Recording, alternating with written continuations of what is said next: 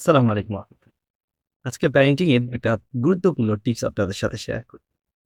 আমাদের শিশুরা মাঝে মাঝে যখন কোনো ভুল কাজ করে, যেটা হয়তোবা আমাদের কাছে খুব ভালো লেগেছে, তখন আমরা কি করি? আমরা শিশুদের সেই কাজটি তার নানা, নানু, তার দাদু বা তার দাদা এবং তার বাবার কাছেও আমরা খুব সুন্দরভাবে উপস্থাপন করি।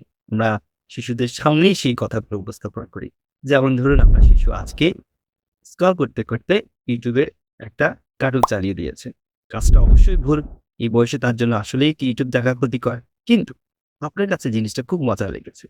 যখন তার বাবা অফিস থেকে আসলো, তখন শিশুর সামনে আপনি আপনার তার বাবাকে বলছেন অর্থাৎ আপনার হাসব্যান্ডকে বলছেন, "জানো, আজকে আমাদের বাবু না স্ক্রল করতে YouTube এ গিয়ে একটা কার্টুন চালিয়ে দিয়েছে। কি বুদ্ধি, তাই না?" এই যে কথাগুলো যখন বলছেন, আপনি জানেন কাজটা শিশুর জন্য ক্ষতিকর। কাজটা ঠিক নয়। কিন্তু এই ভুল কাজটা যখন বাচ্চার সামনে অন্য মানুষের সাথে বলছেন, তখন বাচ্চারা ভাবে যে আসলেই তো কাজটা আমার আম্মুকে খুব আনন্দ দিয়েছে। বাবা হয়তোবা তখন বলবে, "তাই নাকি?" তখন বাবার কাছে হয়তোবা ভালো লেগেছে। তখন কি করবে শিশুরা?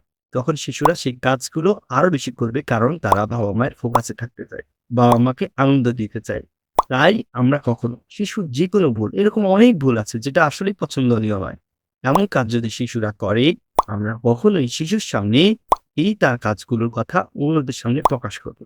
যদি একান্তই বলতে হয়, আপনি আপনার হাসব্যান্ড বা তার দাদু বা নানু যেই হোক না কেন, তাকে আলাদা বা নির্জনে বলুন। যখন শিশু থাকবে না, ঘুমাবে বা অন্য কোনো কাজে ব্যস্ত থাকবে, কখনোই শিশুর সামনে ভুল কাজগুলোকে appreciate করবেন না। এতে শিশুরা সেই কাজগুলো বারবার করার চেষ্টা করবে।